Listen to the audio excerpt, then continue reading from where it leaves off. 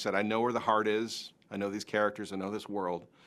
So if you're game to take a chance on me, I guarantee I will import those into this version. Dean, thank you so much for the time. I really appreciate it. You're very welcome, Steve. Happy to talk to you. It is a real privilege to chat with you. I mean, this is a franchise that has historically been magical. And Thank here you. you still are. Here you Here are. I still am. I can't get away from it. I'm going to be 85 years old and still making How to Train Your Dragon movies. If that is the legacy, it's a pretty darn good legacy. Thank Um, you. was it a challenge bringing the film to life in this way, or did your experience with the franchise just make it a more joyful experience? It was a challenge. It was an adventure as well. I had not made a live action movie before, so when Universal was considering the idea of a live action reimagining of How to Train Your Dragon, I volunteered. I said, I know where the heart is. I know these characters. I know this world. So if you're game to take a chance on me, I guarantee I will import those into this version. It will not be a soulless remake. It's going to be made with a lot of love, and that was our mission statement from the start. So it was a grand adventure. Another 3 years of my life, but this time spent in Belfast, Northern Ireland, making a movie and with a talented crew of hundreds of people who are all veterans, but there's just so much love and craft poured into this. You can feel it. You really can. Like this doesn't feel like a cash grab, to put it bluntly. This feels Thank you. like a very loving, caring, honoring of the original film, of course. Thanks very And, much. and the characters in it are just as wonderful as they were before, as well. Well, great. Yeah, we had amazing actors, of course, led by Gerard Butler, who at first was not available. It was the actors' strike that freed him up because he had back-to-back projects, but it opened up a gap after the strike where we were able to grab him for 8 weeks, and it just feels like it was meant to be. He's the co-creator of the character of Stoic the Vast, so it would have been strange to have anyone else in those boots. But yeah, he's a force of nature, and he demands so much out of his fellow actors.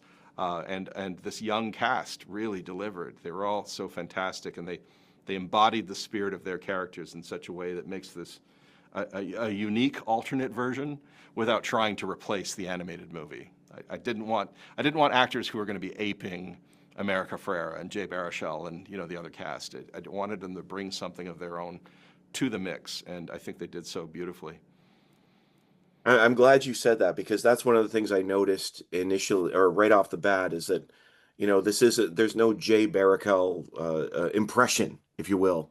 Yes, Um, the young man who's playing Hiccup is being himself, and it really gives new life to the character. And Toothless, I got to talk about Toothless. He looks stunning. that's Um, great. Well, thank you. he really does. I'm like, this is what I mean for that's the character that everybody you need to have perfect, and it works perfectly. And I love the relationship between them. It's just as wonderful as there was in the really original. And there's a scene where Hiccup actually says, "When I looked at him, I saw myself." And I wondered in your mind, what makes their relationship unique?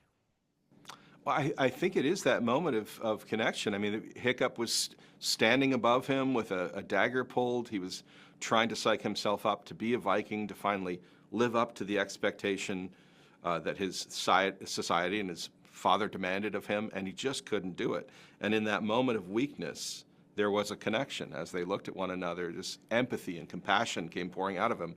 And that defined their relationship going forward. Toothless could have easily killed him afterward, but he didn't because he recognized something different in this human.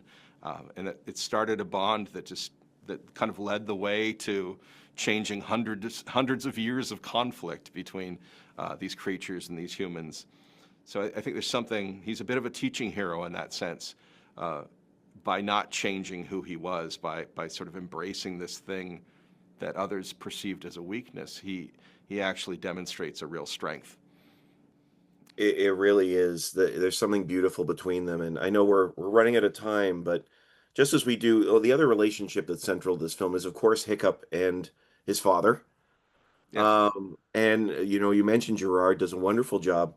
I'm just wondering, in your mind, why do you think it's so difficult for the older generation to listen to the younger one because that's such a theme in both the original and in this film. Yeah, I think what I've discovered as I've grown older is that you base so many of your beliefs upon your own upbringing, and if it worked out for you, it should work out for them.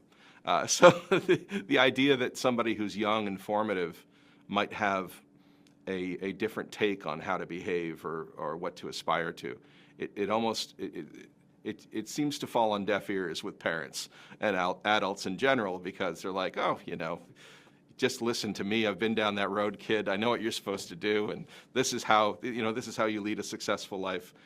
So it says something that Gerard Butler's character Stoic can have the humility to realize that this kid who was a disappointment is actually a real leader in disguise, and he really has the stuff to kind of carry the torch forward and lead us down a new path, a new enlightened path toward peace.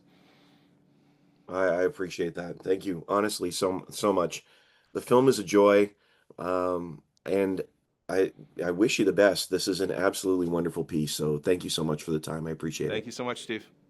Absolutely. Have a great day. You too.